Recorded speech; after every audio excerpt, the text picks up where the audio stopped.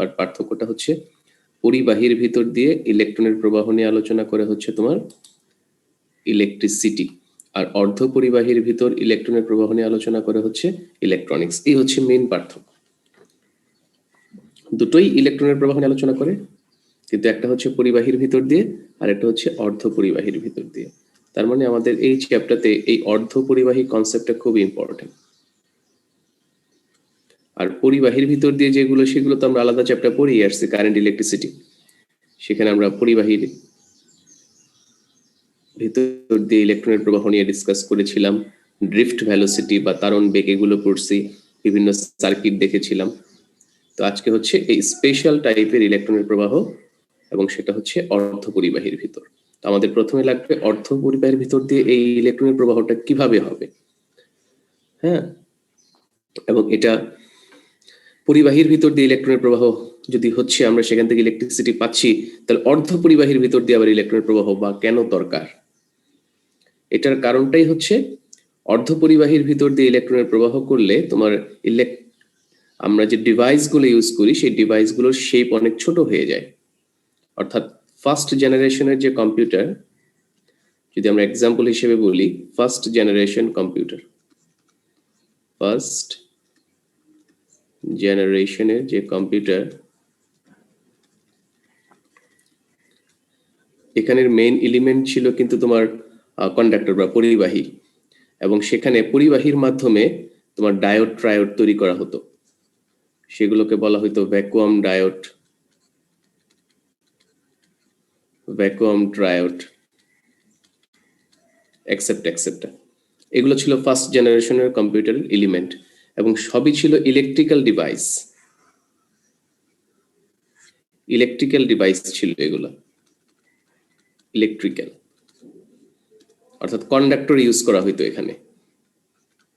এখানে কন্ডাক্টর বা পরিবাহী ইউজ করা হইতো। আর আমরা এখন যে কম্পিউটারগুলো পাচ্ছি, অর্থাৎ 1947-এ যে ইলেকট্রনিক্সের বিপ্লব হয়, ট্রানজিস্টর আবিষ্কার করার পর, এই ডায়োড ট্রায়োড গুলোই, আর ভ্যাকুয়াম ডায়োড ট্রায়োড হয় না, জাস্ট ডায়োড এবং ট্রায়োড। ট্রায়োড মানে হচ্ছে তোমার ট্রানজিস্টর, এই ট্রায়োড মানে ট্রানজিস্টর, আর ডায়োড তো আমরা চিনি, এটা দুইটা টার্মিনাল থাকে, এখানে তিনটা টার্মিনাল থাকে। ডাই মানে দুই, ট্রাই মানে তিন। দুই প্রান্ত বিশিষ্ট একটা ইলেকট্রনিক্সের ডিভাইস, আর একটা হচ্ছে তিন প্রান্ত বিশিষ্ট একটা ইলেকট্রনিক্সের ডিভাইস। এমন কোন ইলেকট্রনিক্সের ডিভাইস নেই যেখানে ট্রায়োড ইউজ হয় না, ট্রানজিস্টর ইউজ হয় না। অর্থাৎ আমরা যে রিসেন্ট যে কম্পিউটারগুলো ইউজ করতেছি, সেখানে সবগুলোই হচ্ছে তোমার ইলেকট্রনিক্সের, অর্থাৎ ডায়োড ট্রায়োড এই সংক্রান্ত সার্কিট নিয়ে। এবং আমাদের মোবাইলে যে মাদারবোর্ড আছে, ল্যাপটপের যে মাদারবোর্ড, এখানে যে চিপস গুলো আছে, সবগুলোই হচ্ছে ইলেকট্রনিক্সের ডিভাইস, এবং সেখানে সেমিকন্ডাক্টরের ডিভাইস মেনলি। আরো যদি আমরা স্পেসিফাই করি, এই সেমিকন্ডাক্টরটা আবার সিলিকন হতে পারে, জার্মেনিয়াম হতে পারে, বোরন হতে পারে, বাট সিলিকন। তার কারণটা হচ্ছে সিলিকনটা হচ্ছে অ্যাভেলেবল, সবচেয়ে বহুল সহজলভ্য অর্ধপরিবাহী হচ্ছে সিলিকন।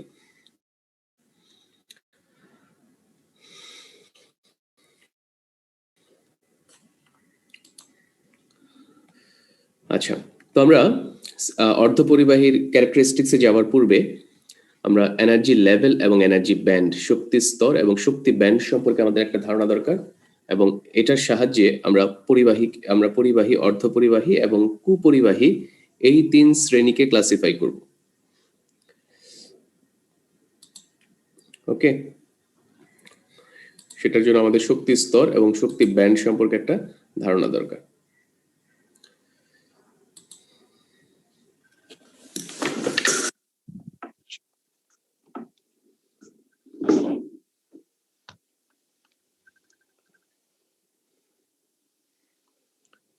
কিছুই শুরু করি নাই, তুমি এখান থেকে শুরু করো, এখান থেকে করো, কানেক্টেড হও। আগে জাস্ট ইলেকট্রনিক্স এবং ইলেকট্রিসিটির মধ্যে একটু পার্থক্য বলছি।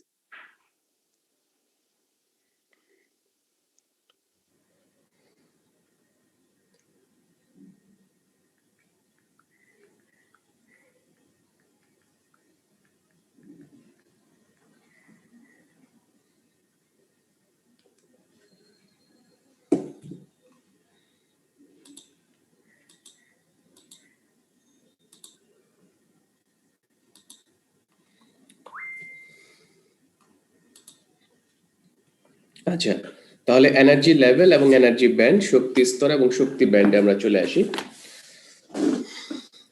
এখন একটা সিঙ্গেল অ্যাটমের ক্ষেত্রে, একটা সিঙ্গেল পরমাণু, হ্যাঁ, ধরো একটা সিঙ্গেল পরমাণু বা বিচ্ছিন্ন পরমাণু, আইসোলেটেড অ্যাটম বা বিচ্ছিন্ন পরমাণু।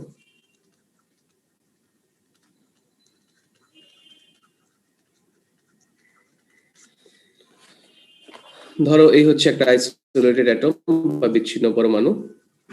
আমরা এক্সাম্পল হিসেবে সোডিয়ামটাকে কনসিডার করি। ধরো এটা হচ্ছে সোডিয়াম। সোডিয়ামের ইলেকট্রন বিন্যাস হচ্ছে এরকম 1s2 2s2 2p6 3s2 3s1, তাই না? 3s1।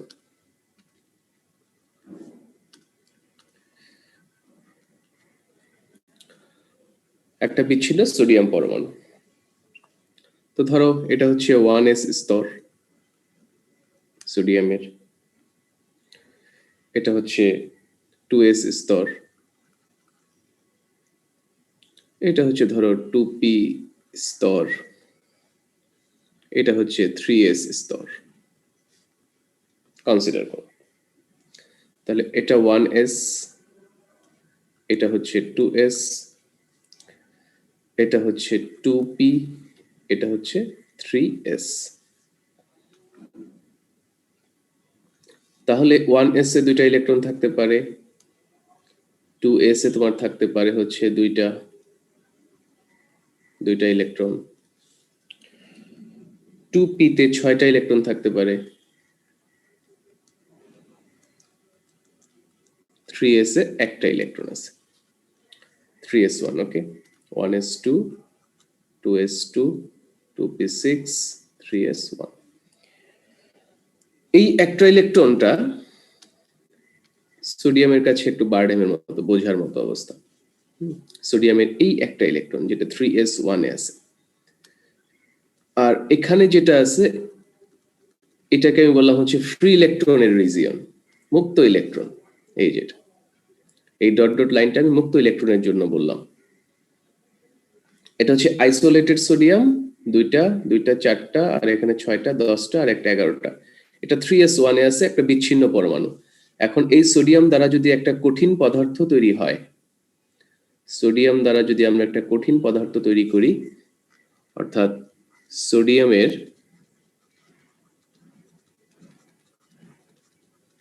ক্রিস্টাল বা ক্যালাস,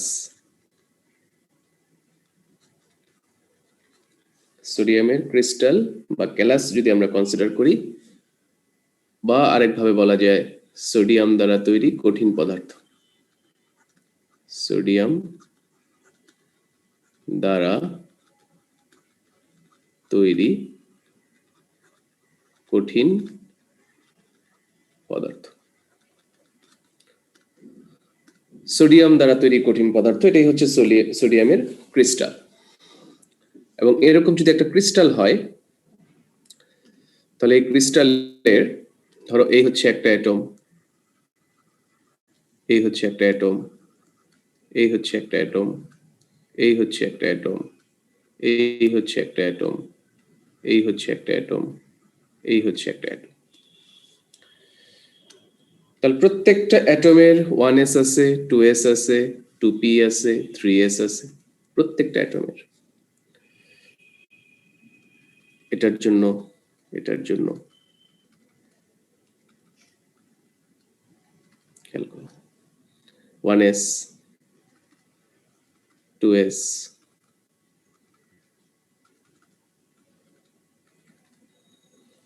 তারপরে ধরো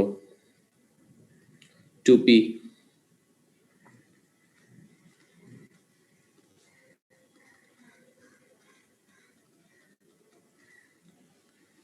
তারপরে 3s।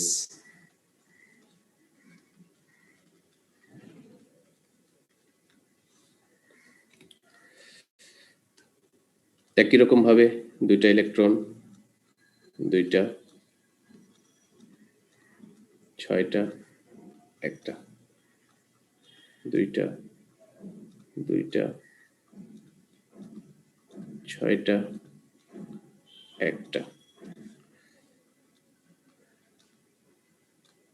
এটা একটা ক্রিস্টাল, ক্রিস্টালে অনেকগুলো সোডিয়াম পরমাণু আছে, ক্রিস্টালে অনেকগুলো সোডিয়াম পরমাণু বিদ্যমান।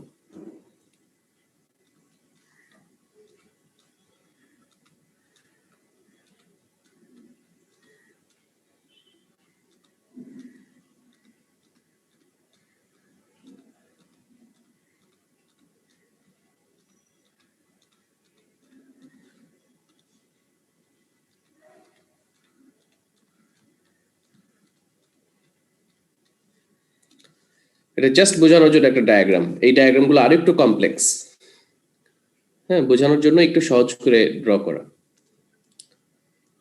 1s2, 2s2, 2p6, 3s1।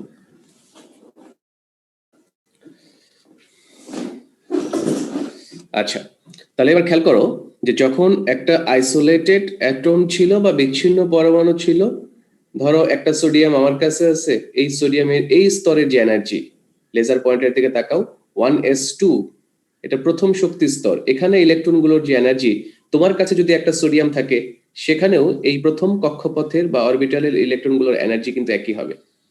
আমার কাছে একটা সোডিয়াম আছে, তোমার কাছে একটা সোডিয়াম আছে, আমারটা এই দুটো এখানকার এনার্জি যা হবে, তোমারটারও কিন্তু এখানকার এনার্জি তাই হবে। তারপর তোমার আরেক ফ্রেন্ডের কাছে একটা আছে, সেটারও কিন্তু একই হবে। তোমার অন্য আরেকজন ফ্রেন্ডের কাছে 1s2 তে যে ইলেকট্রনগুলো আছে, সেগুলোর এনার্জি বা শক্তি কিন্তু একই হবে। অর্থাৎ বিচ্ছিন্ন পরমাণুর ক্ষেত্রে বা আইসোলেটেড অ্যাটমের ক্ষেত্রে প্রত্যেকটা কক্ষপথের যে শক্তিগুলো আছে, এটার এই সোডিয়ামের জন্য যা, অন্য একটা সোডিয়ামের জন্য কিন্তু এই শক্তিটা তাই। এটার এই সোডিয়ামের জন্য শক্তিটা যা, অন্য একটা সোডিয়ামের জন্য কিন্তু এই শক্তিটা তাই। সিমিলারলি এই যে 3s1 আছে, এই সোডিয়ামের জন্য এই ইলেকট্রনের যা শক্তি, অন্য একটা সোডিয়ামের জন্য এই ইলেকট্রনের শক্তিটা কিন্তু একই। অর্থাৎ এটা কখন? যখন বিচ্ছিন্ন পরমাণু হচ্ছে। তাহলে আমরা যদি এখন এই শক্তিটাকে একটা রেখার মাধ্যমে দেখাই, ধরো এই হচ্ছে এদিকে শক্তি যাচ্ছে, এটা হচ্ছে এনার্জি, এটা হচ্ছে শক্তি বা এনার্জি। তাহলে বিচ্ছিন্ন পরমাণুর এই যে 1s2, এটা প্রথম কক্ষপথের শক্তি, এটাকে যদি বলি E1, ধরো এটাকে আমি E1 বললাম, এটাকে আমি E2 বললাম, এটাকে আমি E3 বললাম, এটাকে আমি E4 বললাম। প্রত্যেকটা সোডিয়ামের জন্যই এই E1 এর ভ্যালুটা কিন্তু সমান। প্রত্যেকটা সোডিয়াম, পৃথিবীতে যতগুলো সোডিয়াম আছে, এই যে ভ্যালু যা, যত সোডিয়াম আছে সবগুলোর জন্য ভ্যালু কিন্তু একই। দেখো নিচে ডট ডট দিয়ে দেখাই দিয়েছে, সবগুলোর জন্য ভ্যালু একই। তাহলে সবগুলোর জন্য যদি ভ্যালু একই হয়, তাহলে এটা নিয়ে আমি একটা যদি রেখা এঁকে ফেলি, সেটা আসলে শক্তি স্তর বোঝায়। সেটা আসলে কি বোঝায়? এই যে রেখাটা আমি আঁকলাম, সেটা হচ্ছে শক্তি স্তর বোঝায়। কোনটা? এই 1s2। যদি সোডিয়ামের ক্ষেত্রে বলো, হ্যাঁ, প্রথম কক্ষপথের শক্তি, তার কিন্তু একটা ফিক্সড ভ্যালু। সেই ফিক্সড ভ্যালুটা কত? এই যে রেড কালারের ডটটা দেখো, এটা হচ্ছে সেই ফিক্সড ভ্যালু শক্তির। সিমিলারলি দ্বিতীয় কক্ষপথের জন্য, দ্বিতীয় কক্ষপথের জন্য প্রত্যেকটা সোডিয়ামের জন্য একই শক্তি হবে, প্রত্যেকটা সোডিয়ামের জন্য সেম শক্তি, সেম এনার্জি। সেটা কত? সেটা E2। এইভাবে E3, E4, E5 যদি থাকে আর কি, E1, E2, E3, E4। তাহলে এটাকে বলা হচ্ছে এনার্জি লেভেল বা শক্তি স্তর। এনার্জি লেভেল বা শক্তি স্তর, এটা কিসের জন্য প্রযোজ্য? এটা হচ্ছে বিচ্ছিন্ন পরমাণুর ক্ষেত্রে প্রযোজ্য। আইসোলেটেড অ্যাটম, একটা সিঙ্গেল অ্যাটম, এটার জন্য শুধুমাত্র এটা অ্যাপ্লিকেবল। ওকে, কিন্তু যখন এই সোডিয়াম গুলো দ্বারা একটা ক্রিস্টাল তৈরি হবে, সোডিয়ামের একটা ক্যালাস তৈরি হবে, তখন কিন্তু এই শক্তিগুলো আর সেম থাকবে না। যেমন এই দুটো ইলেকট্রনের শক্তি আর এই দুটো ইলেকট্রনের শক্তি একই হওয়ার কথা ছিল, এদের শক্তি, এদের শক্তি, এদের শক্তি, এদের শক্তি একই হওয়ার কথা ছিল, সেম হওয়ার কথা ছিল, বাট ইন প্র্যাকটিক্যাল কিছুটা ভেরিয়েশন হয়। 1s2 1s2 1s2, কারণ এদের মধ্যে ইন্টারেকশনের স্কোপ আছে, এরা ইন্টারেক্ট করতে পারে।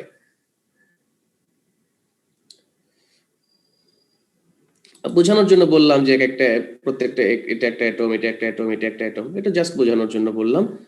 আর লাইনটাই হচ্ছে যতগুলো সোডিয়াম আছে পৃথিবীতে সবগুলো সোডিয়ামের ফার্স্ট কক্ষপথের ইলেকট্রনের শক্তি হচ্ছে এই পয়েন্টে। যতগুলো ইলেকট্রন আছে 2 নাম্বার কক্ষপথে 2s2 তে সবগুলো শক্তি হচ্ছে এই পয়েন্ট। আচ্ছা, তাহলে যখন এই যে একটা সোডিয়াম, এখানে অনেকগুলো সোডিয়াম আছে, এখন এই একটা সোডিয়াম অ্যাটম, এই একটা সোডিয়াম অ্যাটম, এই একটা সোডিয়াম, এবার একটা ক্রিস্টাল হয়ে গেছে, ক্রিস্টাল। এখন এই যে ক্রিস্টালটা হয়ে গেছে, বেশি এঁকে ফেলছি, 2-3টা দেখালি হইতো, তখন এদের শক্তিগুলো একটু ভ্যারিয়েশন হয়। যেমন আমি ফার্স্ট কক্ষপথটাই ইরেজ করে দেখাচ্ছি। ধরো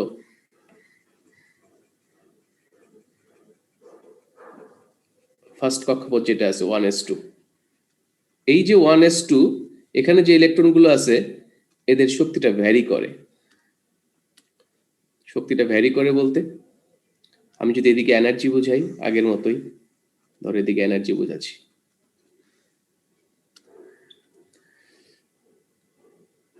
ধরো প্রথম সোডিয়ামের শক্তিটা এখানে, শক্তিটা 1s2, তারপরেরটা এখানে, তারপরেরটা এখানে, তারপরেরটা এখানে, এটা হচ্ছে এখানে, এটা হচ্ছে এখানে, এটা হচ্ছে এখানে। তাহলে দেখো তো এইবার শক্তি এটা একটু কম বেশি, এটা একটু কম, এটা আরেকটু বেশি, এটা আরেকটু কম, এটা একটু সবচেয়ে বেশি, এটা আরেকটু কম, এটা সবচেয়ে কম। অর্থাৎ এইবার এই শক্তিটা একটা রেঞ্জের মধ্যে আসতেছে। দেখো এই 1s2 যেটা, এটা একটা রেঞ্জের মধ্যে পাচ্ছি আমরা, রেঞ্জ, সেই একটা নির্দিষ্ট পাল্লার মধ্যে পাচ্ছি। লাস্টেরটার শক্তি হচ্ছে সবচেয়ে কম পাল্লার মধ্যে, আর এটার শক্তি হচ্ছে সবচেয়ে বেশি, এই যে এটা। এই সবগুলো কিন্তু তোমার 1s2, এই সবগুলোই 1s2, এই সবগুলোই হচ্ছে 1s2, এটাও 1s2, এটাও 1s2। অর্থাৎ এই 1s2 এর মধ্যে যে ইলেকট্রনগুলো আছে, এই সোডিয়ামের জন্য তার শক্তিটা এখানে, এই সোডিয়ামের জন্য তার শক্তিটা এখানে, এই সোডিয়ামের জন্য তার শক্তিটা এখানে, এই সোডিয়ামের জন্য তার শক্তিটা এখানে, এই সোডিয়ামের জন্য শক্তিটা সবচেয়ে বেশি, এই সোডিয়ামের জন্য শক্তিটা এখানে, এই সোডিয়ামের জন্য শক্তিটা সবচেয়ে কম। তাহলে সবচেয়ে কম এবং বেশির মধ্যে যদি আমি একটা রেঞ্জ নিয়ে নেই, একটা পাল্লা নিয়ে নেই, দেখো সবচেয়ে কম এবং বেশি, সবচেয়ে কম হচ্ছে এটা, স্টার্ট দিলাম, আর সবচেয়ে বেশি হচ্ছে এটা। এদের মধ্যে যখন একটা রেঞ্জ নিয়ে নিচ্ছি, তাহলে বাকি সবগুলোই চলে আসতেছে, বাকি সবগুলোই চলে আসতেছে। অর্থাৎ যখন ক্রিস্টাল হয়ে যাবে, এরকম একটা ক্যালাস হয়ে যাবে, তখন কিন্তু আমি আর তোমার এই শক্তি স্তর দিয়ে এটাকে ব্যাখ্যা করতে পারি না। কখন ক্রিস্টালের জন্য, ক্যালাসের জন্য, তখন এটাকে কিন্তু আমরা শক্তি স্তর দিয়ে আর ব্যাখ্যা করতে পারি না, তখন আমাকে এটা ব্যাখ্যা করতে হয় এনার্জি ব্যান্ড দিয়ে। এই যে সবচেয়ে কম শক্তি এবং সবচেয়ে বেশি শক্তি, এদের যে পাল্লাটা, এটা হচ্ছে ব্যান্ড। এখন শক্তিটা কেন কম বেশি হয় সেটা আমরা সিম্পলি বলি, এটার কমপ্লিকেটেড একটা সিস্টেম বা প্রসেস বা এক্সপ্লেনেশন। আমরা সিম্পলি বলি যে এই সোডিয়াম পরমাণুগুলোর স্কোপ থাকে কি করার, তোমার ইন্টারঅ্যাক্ট করার, একটা একটার সাথে ইন্টারঅ্যাক্ট করার একটা স্কোপ থাকে। যখন একটা সোডিয়াম আলাদা ছিল তখন তার এনার্জি নষ্ট হচ্ছে না, যখন আরেকটা সোডিয়ামের সাথে আসতেছে, আরেকটা সোডিয়ামের সাথে অনেকগুলো সোডিয়াম একসাথে হচ্ছে, তখন এই 1s2 তে যে ইলেকট্রনগুলো আছে তাদের ইন্টারঅ্যাক্ট করার একটা সুযোগ হয়ে যায়, ইন্টারঅ্যাকশন। হ্যাঁ, এই সুযোগের কারণে তাদের এনার্জিটা কম বেশি হয়। তো আমরা এই যে শক্তির রেঞ্জটা পাচ্ছি শুধুমাত্র কিন্তু 1s2 এর জন্য না, এটা 2s2 এর জন্য প্রযোজ্য, 2p6 এর জন্য প্রযোজ্য, 3s1 এর জন্য প্রযোজ্য, প্রত্যেকটা অরবিটালের জন্য প্রযোজ্য, কক্ষপথের জন্য প্রযোজ্য। অর্থাৎ আমরা এবার যে শক্তিটা পাবো, সেই শক্তিটাকে পাবো হচ্ছে ব্যান্ড আকারে, পাল্লা আকারে পাবো। এবার আমরা একটা লাইন দ্বারা দেখাবো না, এবার আমরা একটা স্কয়ার, একটা আয়তক্ষেত্রের মতো করে দেখাবো। ধরো এই যে প্রথমটা, সবচেয়ে কম এবং সবচেয়ে বেশি এর মধ্যে বিদ্যমান, এটাই এবার হচ্ছে আমাদের E1। সিমিলারলি 2s2 এর জন্য এরকম আরেকটা আয়তক্ষেত্র দেখাবো, ধরো আরেকটা আয়তক্ষেত্র দেখাইলাম, এটা হচ্ছে E2, এটা হচ্ছে E2। আর একটা আয়তক্ষেত্র দেখাইতে পারি,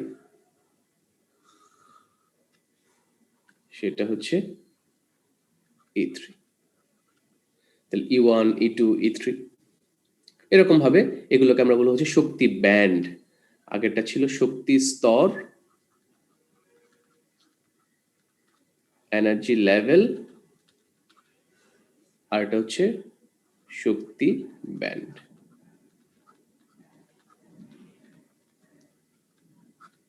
শক্তির ব্যান্ড।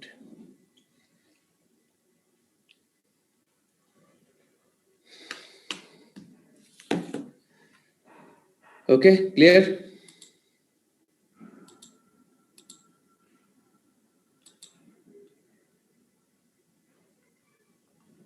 এ বেটা আবার বলা যায়? আধা ঘন্টা বলে ফেললাম।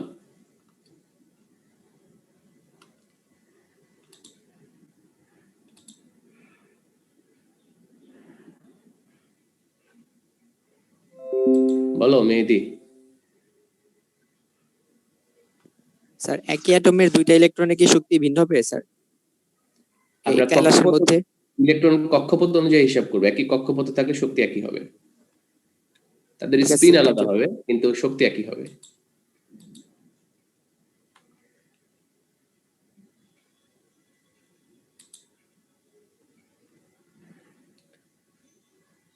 বলো 86। স্যার দুইটা ভিন্ন ভিন্ন পরমাণুর ক্ষেত্রে একই শক্তি স্তরের শক্তি কি একই হবে স্যার? দুটি ভিন্ন যেমন ভিন্ন সোডিয়াম, পরমাণুর ক্ষেত্রে আইসোলেটেড বিচ্ছিন্নের ক্ষেত্রে একই হবে। স্যার যেমন সোডিয়াম, হ্যাঁ বলো। স্যার যেমন সোডিয়াম আর ম্যাগনেসিয়ামের ফার্স্ট মানে ফার্স্ট শেলে। এটা ডিফারেন্ট সোডিয়াম এবং শুধুমাত্র সোডিয়ামের ক্ষেত্রে বলছি, শুধুমাত্র সোডিয়াম যদি বিচ্ছিন্ন থাকে তাদের সবগুলো শক্তি, সোডিয়াম এবং ম্যাগনেসিয়াম তো আলাদা কেস, তাদের সবকিছু আলাদা হয়ে গেল। Okay sir.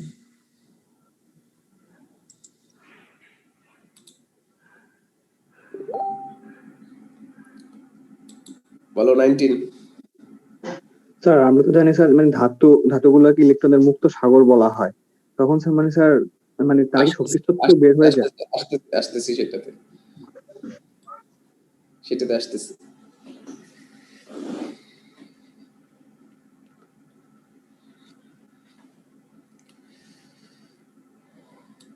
আচ্ছা, ওর কথাটাই আমরা পড়ে যাচ্ছি, ও যেটা বলতে চাচ্ছি। তাহলে আমরা দেখতে পাচ্ছি যে এরকম শক্তি স্তর আর হচ্ছে শক্তির ব্যান্ড। আমরা এখন এই শক্তির ব্যান্ড নিয়ে আলোচনা করব, শক্তি স্তর না, কারণ আমরা তো সিঙ্গেল অ্যাটম নিয়ে কোনো কিছু ডিসকাস করতে পারি না। আমাদের যেটা ডিসকাস করতে হবে এখন, অ্যাপ্লিকেশনে যেটা যাব, আমাদের কাছে একটা ক্রিস্টাল থাকবে বা একটা স্ট্রাকচার থাকবে, একটা ক্যালাস থাকবে, তখন আর স্তর দিয়ে ডিসকাস করা যায় না, তখন ব্যান্ড কনসেপ্টে চলে আসতে হয়।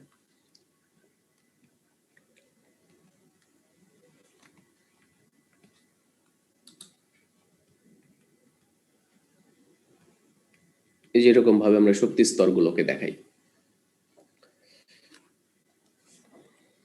এটা হচ্ছে ধরো প্রথম E1, E2, E3, আর এটা হচ্ছে নিউক্লিয়াস, এটা হচ্ছে নিউক্লিয়াস।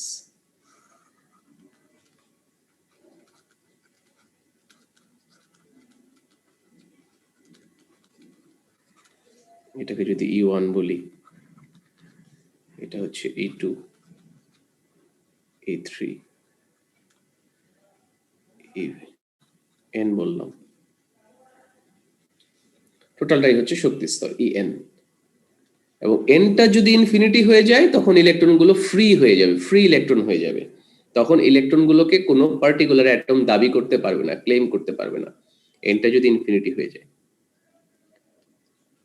অর্থাৎ ধরো এই যে এটা হচ্ছে আরেকটা এন, ই ইনফিনিটি, এটাকে যদি আমরা ই ইনফিনিটি বলি,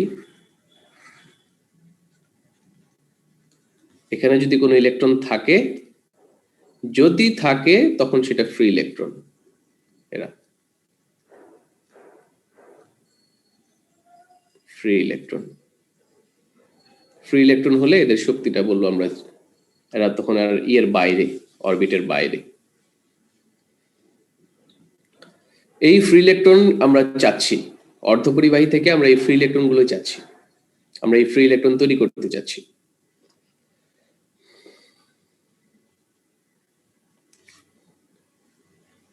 তাহলে এটা হচ্ছে স্তর। এবার আসো ব্যান্ড, স্তর এবং ব্যান্ডের comparison.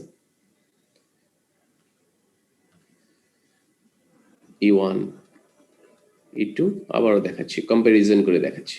E3 sorry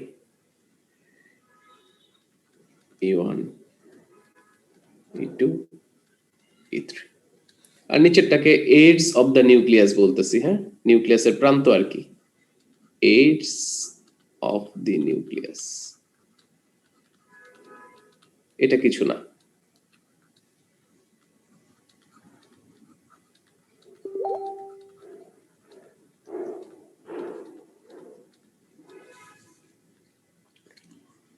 band level বা স্তর। এদিকেও এনার্জি ই, এদিকেও হচ্ছে এনার্জি ই, এবং এটা ইলেকট্রন ভোল্ট এককে থাকে, ইলেকট্রন ভোল্ট। তাহলে শক্তি ব্যান্ড কাকে বলে? শক্তি ব্যান্ড বলা হয় কোনো পদার্থে বিভিন্ন পরমাণুতে, কোনো পদার্থে বিভিন্ন পরমাণুতে কিন্তু একই কক্ষপথে আবর্তনরত ইলেকট্রনগুলোর শক্তির সামান্য তারতম্য হয়। কোনো পদার্থে বিভিন্ন পরমাণুতে, আমি লিখে দিচ্ছি যদিও জায়গা নেই, কোনো পদার্থে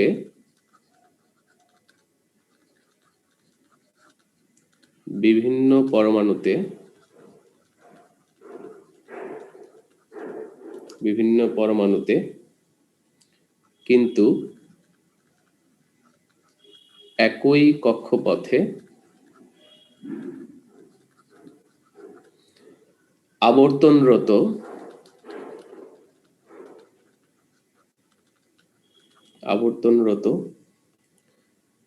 ইলেকট্রনগুলোর শক্তির সামান্য তারতম্য হয়, শক্তির সামান্য তারতম্য হয়। যদি এটাকেই ক্রিয়েটিভ কোশ্চেনের 2 নম্বরে আসে যে এই তারতম্য কেন হয়, তখন তোমরা ওই যে কথাটা বলবা যে তাদের ইলেকট্রনগুলোর মধ্যে, ওই কক্ষপথের ইলেকট্রনগুলোর মধ্যে ইন্টারঅ্যাকশন হয়। এই ইন্টারঅ্যাকশন হওয়ার কারণে শক্তি তারতম্য হয়।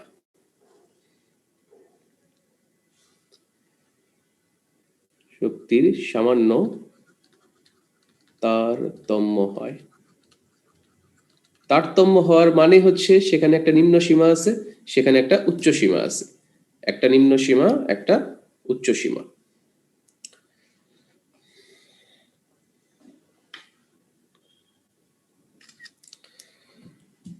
এই নিম্ন সীমা এবং উচ্চ সীমার যে রেঞ্জ বা পাল্লা, সেটাকে আমরা বলতেছি ব্যান্ড।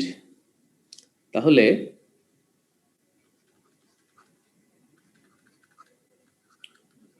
একই কক্ষপথে, আমি আরেকটা পেজ নিতে পারতাম, একই কক্ষপথে অবস্থিত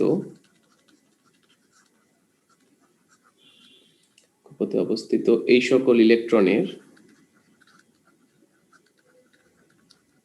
এই সকল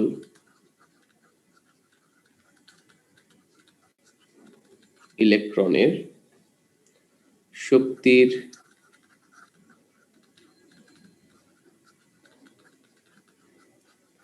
সর্বনিম্ন ও সর্বোচ্চ মানের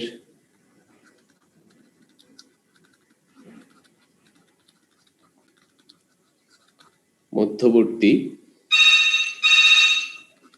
পাল্লাকে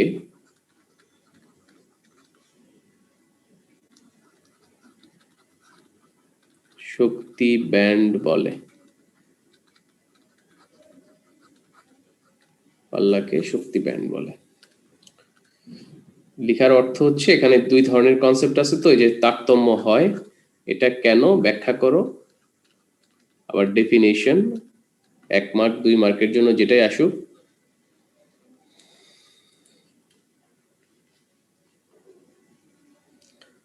আর শক্তি স্তরের ডেফিনেশন তো আমরা আগে থেকেই জানি, অ্যাটম চ্যাপ্টার থেকেই জানি।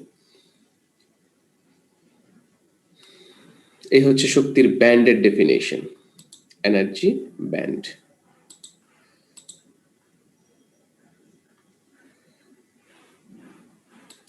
তুমি কক্ষপথ বলো, শেল, অরবিটাল, কেমিস্ট্রির প্যাচ দরকার নেই আপাতত, তুমি কক্ষপথ বললেই হবে। আমরা কক্ষপথ বললেই বুঝে নিব, শেল অরবিটালের ঝামেলা আর না যাই।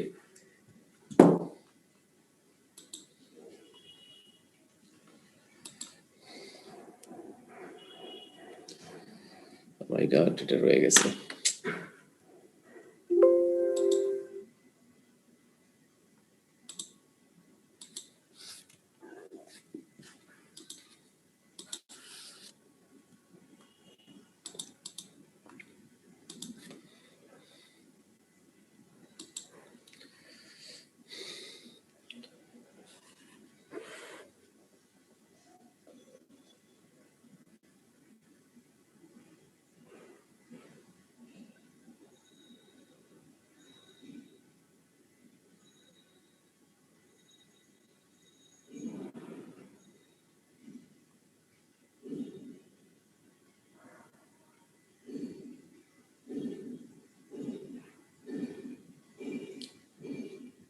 ওকে, আচ্ছা, তো আমরা এনার্জি ব্যান্ড নিয়ে কাজ করব, কিন্তু আমাদের এখনকার ডিসকাশন হবে হচ্ছে একদম লাস্টেরটা এবং তার আগেরটা। লাস্টের অর্থাৎ লাস্ট কক্ষপথে যে ইলেকট্রনগুলো থাকে সেগুলোকে বলা হয় ভ্যালেন্স ইলেকট্রন বা যোজ্যতা ইলেকট্রন। লাস্ট কক্ষপথে যে ইলেকট্রনগুলো থাকে সেই ইলেকট্রনগুলোকে বলা হয় ভ্যালেন্স ইলেকট্রন বা যোজ্যতা ইলেকট্রন। এই ভ্যালেন্স ইলেকট্রন বা যোজ্যতা ইলেকট্রনগুলোর নিয়ে যে ব্যান্ড তৈরি হয় সেটাকে বলা হয় ভ্যালেন্স ব্যান্ড, বা তোমার আরেকটা নাম হচ্ছে এটার কি বলে, যোজন ব্যান্ডও বলে, আবার পরিবহন ব্যান্ডও বলা হয়, কারণ এই ইলেকট্রনগুলোই বিদ্যুৎ পরিবহনে তোমার ব্যবহৃত হবে।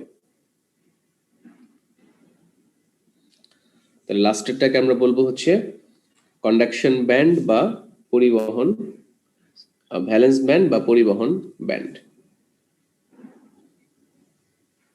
যোজ্যতা ব্যান্ড উল্টা বলতেছি কেন বারবার, লাস্টের আগেরটা। এটাকে শর্ট হিসেবে দিচ্ছি V dot B, যোজ্যতা band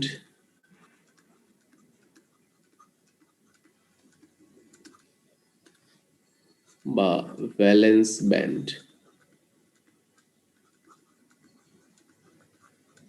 valence ব্যান্ডের ডেফিনেশন হচ্ছে যে ইলেকট্রনগুলো পরমাণুর সবচেয়ে বাইরের কক্ষপথে অবস্থান করে তাদেরকে আমরা যোজন ইলেকট্রন বলি বা ভ্যালেন্স ইলেকট্রন বলি। ক্যালাসিত কঠিন পদার্থের ক্ষেত্রে যোজন ইলেকট্রনগুলোর শক্তি যে বিস্তৃত পাল্লার মধ্যে থাকে তাকে যোজন পাল্লা বা যোজন ব্যান্ড বলে, এটা ডেফিনেশন। ওকে, আমরা যোজন ইলেকট্রনের বা যোজ্যতা ইলেকট্রনের ডেফিনেশন সবাই জানি। তাহলে ব্যালেন্স ব্যান্ডের ডেফিনেশন হবে তোমার ক্যালাসিত কঠিন পদার্থের ক্ষেত্রে, ক্যালাসিত কঠিন পদার্থের ক্ষেত্রে, ক্যালাসিত কঠিন পদার্থের ক্ষেত্রে যোজন ইলেকট্রনগুলোর শক্তি বা যোজ্যতা ইলেকট্রনগুলোর শক্তি, যোজ্যতা ইলেকট্রনগুলোর শক্তি যে বিস্তৃত পাল্লার মধ্যে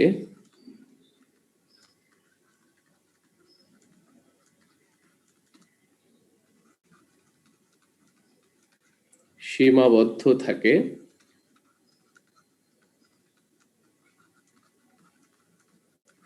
যে বিস্তৃত পাল্লার মধ্যে সীমাবদ্ধ থাকে তাকে যোজ্যতা ব্যান্ড বলে।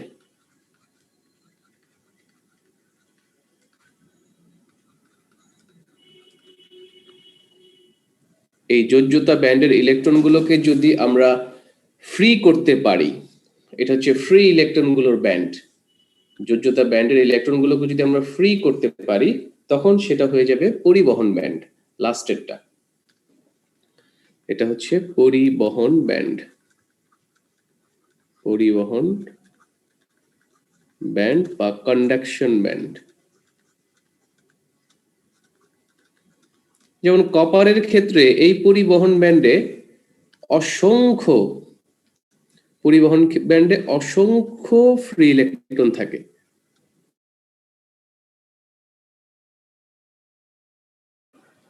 পরিবহন ব্যান্ডের সকল ইলেকট্রনগুলো হচ্ছে ফ্রি ইলেকট্রন বা মুক্ত ইলেকট্রন। এটাকে আমরা শর্টলি ডিনোট করব হচ্ছে, am I audible? আমার ইন্টারনেট কানেকশন আনস্টেবল দেখায়। am I audible? ওকে, তাহলে কন্ডাকশন ব্যান্ডের ডেফিনেশনটাকে যদি আমরা লিখি, পরমাণুতে অবস্থিত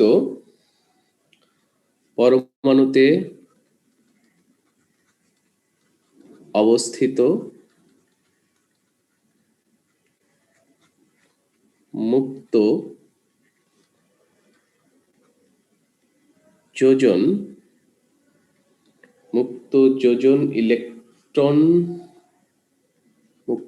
যোজন ইলেকট্রন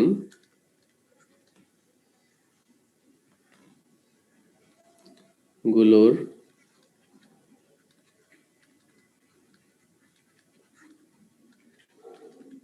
শক্তির পাল্লাকে বা ব্যান্ডকে পরিবহন ব্যান্ড বলে।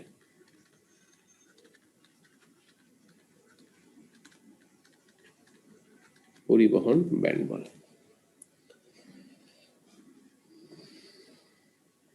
তাহলে উপরেরটা হচ্ছে পরিবহন ব্যান্ড, নিচেরটা হচ্ছে যোজ্যতা ব্যান্ড বা ভ্যালেন্স ব্যান্ড। পরিবহন ব্যান্ডের যে শক্তি সর্বনিম্ন মান, দেখো এই রেড কালারের একটা ডট দেখাইছি, পরিবহন ব্যান্ডের শক্তির সর্বনিম্ন মান এবং যোজ্যতা ব্যান্ডের শক্তির সর্বোচ্চ মান।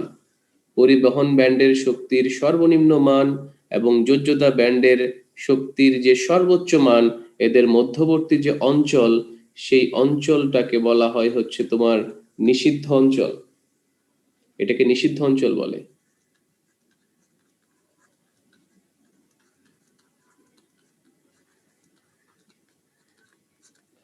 আর ইংলিশে বলে হচ্ছে ফরবিডেন রিজিয়ন। ফরবিডেন রিজিয়ন তার মানে হচ্ছে এখানে কোনো ইলেকট্রন থাকতে পারে না। এখানে কোনো ইলেকট্রন থাকতে পারে না। No electron can exist here. কোনো ইলেকট্রন এখানে থাকতে পারে না। কোনো ইলেকট্রন এখানে থাকতে পারে না। কোনো ইলেকট্রন এখানে থাকতে পারে না। দ্যাটস ওয়াই এটাকে আমরা বলি হচ্ছে ফরবিডেন রিজিয়ন বা নিষিদ্ধ অঞ্চল।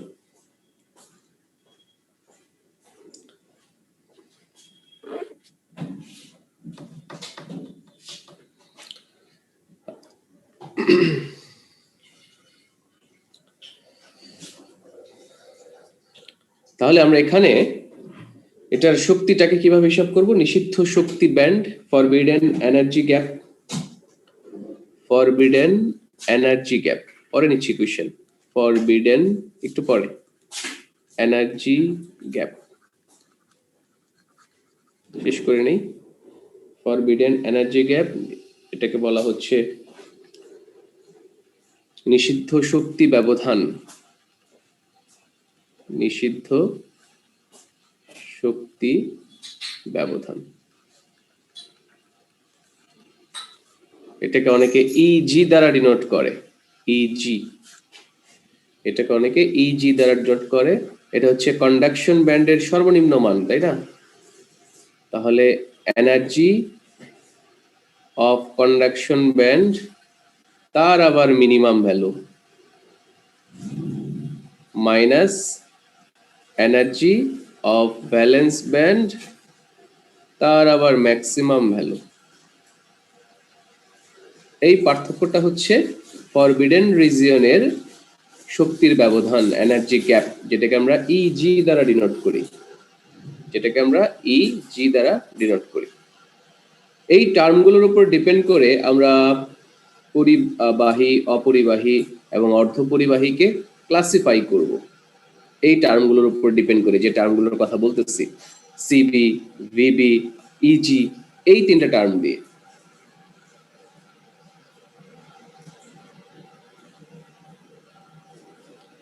আর এখানে কোনো ইলেকট্রন থাকে না কেন, তোমার লেভেল থেকে তুমি বলবা যেখানে এই দিকে কোনো অনুমোদিত শক্তি স্তর নাই, কারণ বোর অ্যাটমিক মডেল থেকে তুমি জানো অনুমোদিত শক্তি স্তর দরকার। According to Bohr atomic model, বোরের যে পরমাণু মডেল আছে সেখানে তিনি বলেছিলেন যে ইলেকট্রনগুলো অনুমোদিত, অর্থাৎ অনুমোদন প্রাপ্ত, লাইসেন্স প্রাপ্ত, অনুমোদিত কিছু কক্ষপথে ইলেকট্রনগুলো আবর্তন করে।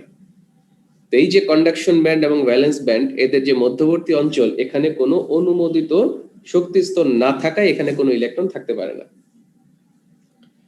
আর ক্যালাসের মধ্যে কোনো ইলেকট্রনকে যদি আমরা যোজন ব্যান্ড থেকে পরিবহন ব্যান্ডে নিয়ে যেতে চাই, হ্যাঁ, ক্যালাসের ভিতর কোনো ইলেকট্রনকে যদি আমরা ভিভি থেকে সিবি তে নিয়ে যেতে চাই, তা সর্বনিম্ন যে শক্তি সরবরাহ করতে হবে, সর্বনিম্ন যে শক্তি আমাদের এখানে সরবরাহ করতে হবে, সেই শক্তিটাই হচ্ছে আসলে ইজি এর মান।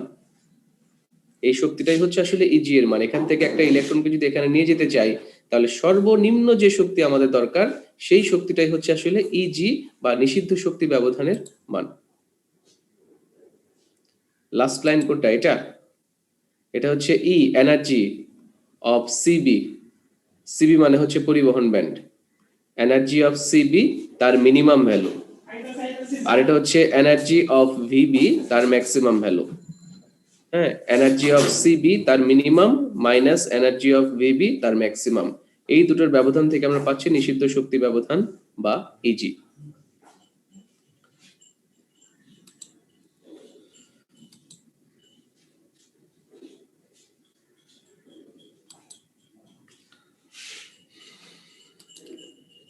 রিদওয়ান হাত ধরেছে, বলো রিদওয়ান।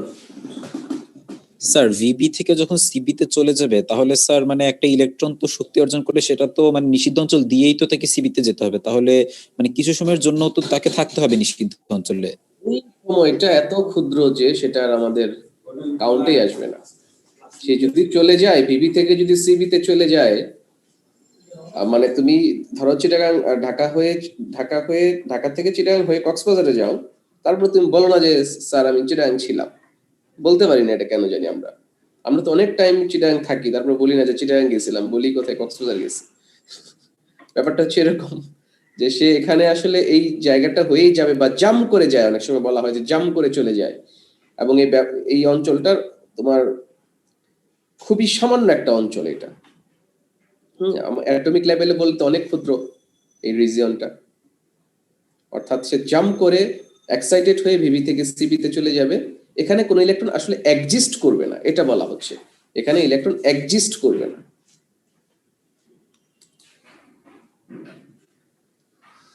আন্ডারলাইন কই? আবার মিউট হয়ে গেছো?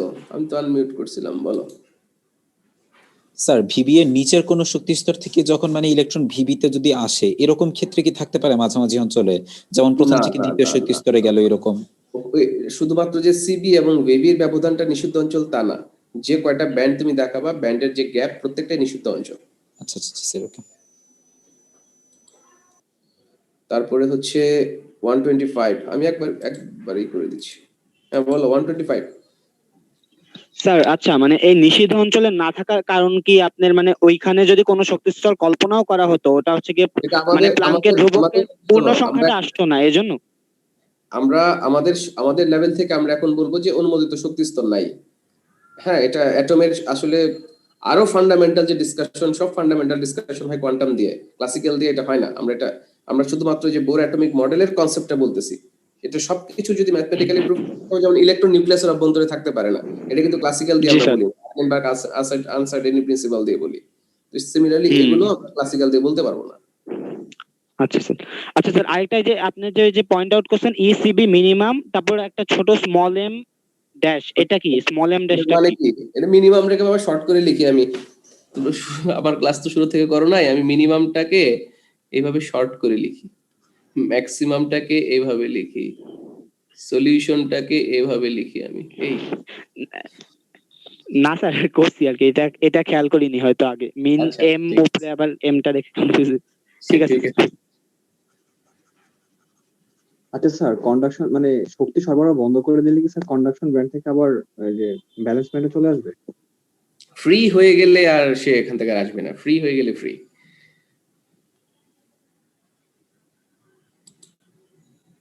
আমাদের টার্গেট হচ্ছে এই ফ্রি করা, এই ব্যালেন্স ব্যান্ড থেকে ইলেকট্রনগুলোকে কন্ডাকশন ব্যান্ডে নিয়ে যাওয়া। যেমন কপারের ক্ষেত্রে এমনিতেই থাকে, কপারের ক্ষেত্রে এই সিবিতে এমনিতেই থাকে। ঝামেলা হচ্ছে কপার নিয়ে তো আমরা কাজ করব না, আমরা কাজ করব হচ্ছে সেমিকন্ডাক্টর নিয়ে। সেমিকন্ডাক্টরের ক্ষেত্রে সিবিতে, এটা নেক্সট দিন দেখবো, আজকে দেখতে চাইছিলাম আর সময় শেষ হয়ে গেছে। সিবিতে হয়তো কিছু ইলেকট্রন থাকে, এটা হচ্ছে তোমার রুম টেম্পারেচারেই, রুম টেম্পারেচারেই ব্যালেন্স ব্যান্ড থেকে কিছু ইলেকট্রন কন্ডাকশন ব্যান্ডে চলে যায় কক্ষ তাপমাত্রায়, কক্ষ তাপমাত্রায় চলে যায়। বাট কন্ডাকশন ব্যান্ডে যে পরিমাণ ইলেকট্রন থাকে সেটা দিয়ে আমরা কোনো কাজ করতে পারবো না তখন, এই জন্য আমাদের স্পেশাল ব্যবস্থা নিতে হয় তখন। ঠিক আছে, বাকিটুকু নেক্সট ক্লাসে। স্যার বিচ্ছিন্ন স্যার। পরমাণুতে পিএক্স পিওয়াই পিজেড তো স্যার শক্তি সমান থাকে, স্যার ক্যালাসেও কি একই অবস্থা হবে? ক্যালাসে, ক্যালাসে একই অবস্থা হবে ক্যালাসে না, কি পিএক্স পিওয়াই পিজেড সমান থাকবে? ক্যালাসে শক্তি তারতম্য হবে, ক্যালাসে শক্তির তারতম্য হবে। স্যার পিএক্স পিওয়াই পিজেড তো স্যার একই হুম, হুম। প্রধান শক্তি স্তরে না? ওটা তো একটা আইসোলেটেড অ্যাটমের জন্য, বিচ্ছিন্ন পরমাণুর জন্য।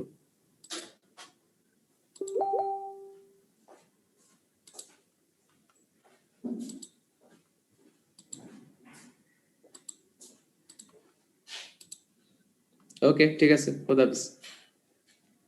স্যার, বাকিটুকু আসসালামু আলাইকুম। ডিসকাস করবো আমরা। আসসালামু আলাইকুম স্যার। আসসালামু আলাইকুম। ওয়ালাইকুম আসসালাম।